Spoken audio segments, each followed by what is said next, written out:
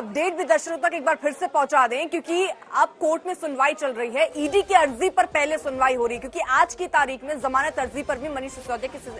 सुनवाई होनी थी, लेकिन ईडी ने कल ही मनीष सिसोदिया को गिरफ्तार किया। कोर्ट में आज जब गए तो 10 दिन के रिमांड की डिमांड ईडी की तरफ से हो सकती है और ईडी की रिमांड अर्जी पर ही दरअसल इस वक्त सुनवाई चल रही है। ईडी ये बातें अंदर कोर्ट में रखते हुए कि आखिरकार कौन कौन से सबूत हैं जो सामने हाथ लगे हैं और क्या चाहती है ईडी, कितने दिन की रिमांड। लेकिन संजय, 10 दिन की ईडी ने जरूर रिमांड की डिमांड करने का मन भले बनाया हो, लेकिन ये कोर्ट के ऊपर भी तय करेगा और ये इस पर भी क्या तय करेगा कि क्या सबूत या क्या बातें ऐसे ईडी कोर्ट के सामने रखती है और फिर ये तय हो पाए कि कितने दिन की रिमांड में जाएंगे मनीष सिसोदिया।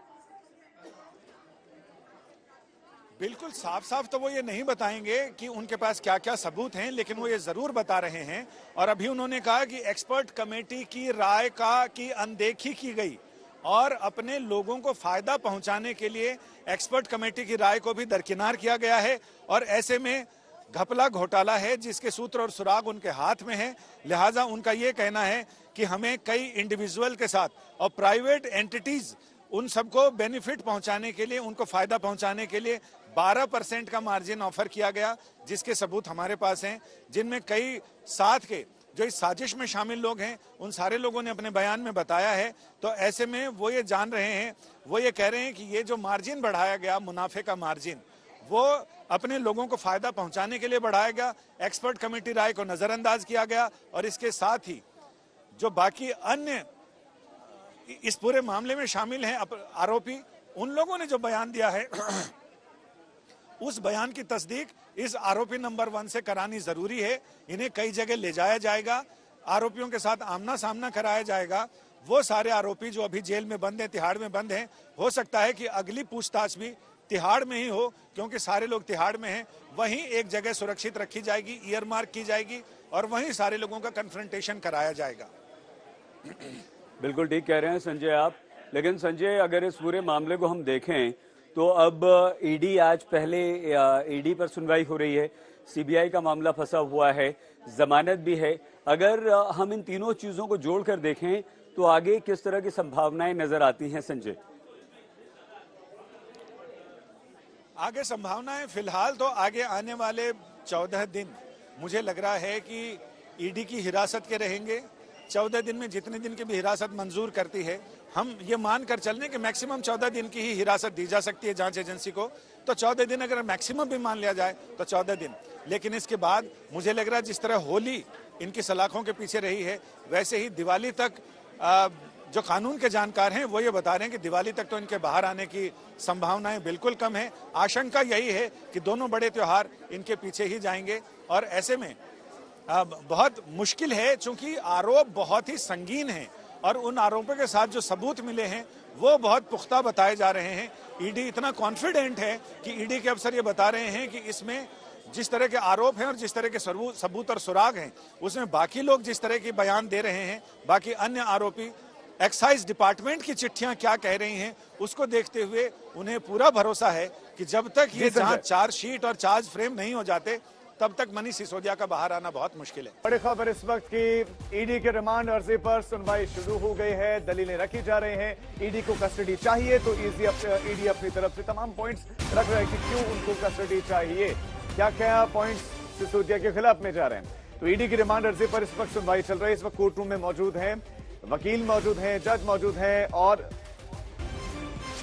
इस वक्त 12% जो मार्जिन कर दिया गया था, जो मार्जिन बढ़ाया गया था, जिस पर लगातार आरोप लगाया जा रहा था कि परसेंटेज आपने क्यों बढ़ाया, उसको लेकर भी इस वक्त आपको बता दें कि वहां पर पॉइंट्स रखे जा रहे हैं। तो सुनवाई शुरू है और मनीष सिसोदिया मौजूद हैं। संजय हमारे साथ लगातार। संजय, 12% का जो मामला है उसको लेकर वहां पर क्या क्या बातें ईडी की तरफ से रखी गई हैं जो बढ़ाया गया था? ईडी का ये कहना है कि जो 5% से 12% मार्जिन बढ़ाया गया वो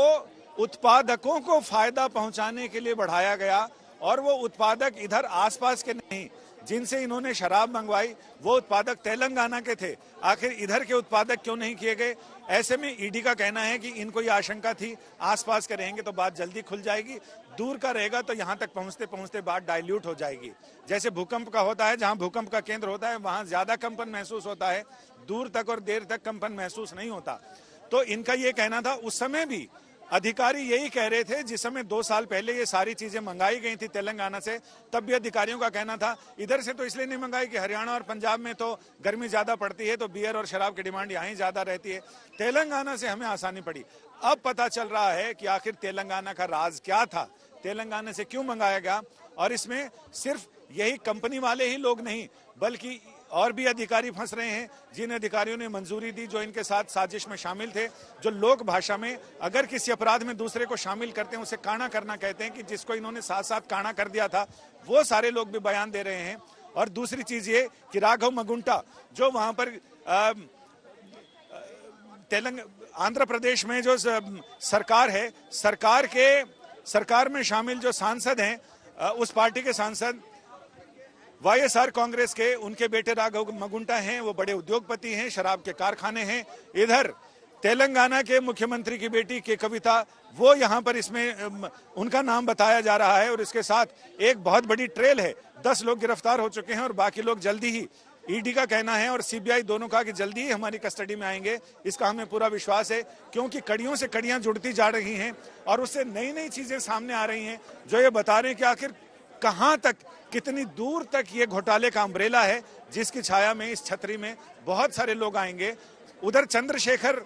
सुकेश चंद्रशेखर कह रहे हैं कि अगला नंबर, अब उन्होंने पटियाला हाउस कोर्ट में मीडिया के लोगों को चलते चलते बयान दिया कि अगला नंबर, मेरे पास ऐसे सबूत हैं और मैं इसको सबूतों को पेश करने वाला हूं, जिसमें अगला नंबर अब अरविंद केजरीवाल का है। अब इसमें कितनी सच्चाई है ये तो कानून के सामने बात आने से पता चलेगा। ठीक है, लेकिन संजय, ये बड़ा सवाल है कि आखिरकार ये जो मुसीबतों की बारिश है, जिसमें आप कह रहे हैं एक छतरी के अंदर कई अब लोग आने वाले हैं, उसमें और कितने लोग जुड़ते जाते हैं, और ये बारिश कब तक होगी, खासतौर पर मनीष सिसोदिया पर, इस पर भी नजर रहेगी। लेकिन जरा जल्दी से बताइए कि किस किस तरीके की दलीलें अभी कोर्ट में दी जा रही है ईडी की तरफ से, और क्या कोई और जवाब मनीष सिसोदिया के वकील भी वहां पर देते हुए नजर आ रहे हैं? क्या चल रहा है अंदर कोर्ट में? अभी वहां जज ने कहा है कि जो फाइनल पॉलिसी का ड्राफ्ट है वो उन्होंने मांगा है, और उन्होंने कहा कि जो ड्राफ्ट हमारे सामने लिखकर पॉलिसी का दिया गया है, क्या ये फाइनल ड्राफ्ट था, और इस पर ईडी के वकील ने कहा है कि ये फाइनल ड्राफ्ट था और इसीलिए फाइनल रिपोर्ट कोर्ट के सामने पेश की गई है, जिससे पता चलता है कि मूल रिपोर्ट क्या थी और उस पर सरकार ने किस तरह का एक्ट किया है। तो ये बताने को कि मूल रिपोर्ट क्या है और फाइनल रिपोर्ट क्या है, इसके बीच में क्या घपला है, क्या बदलाव हैं, उन सारी चीजों की ओर ईडी पॉइंट आउट कर रही है।